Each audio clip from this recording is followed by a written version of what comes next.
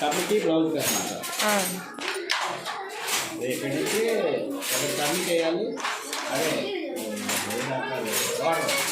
Starting పైట్ చెంగు అక్కడి నుంచి అక్కడ దా పైట్ చెంగు బ్లౌజ్కి.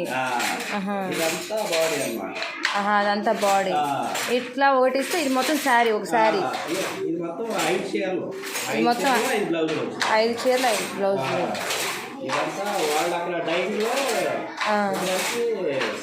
వాళ్ళు సపరేట్గా దీన్ని వేస్తారు.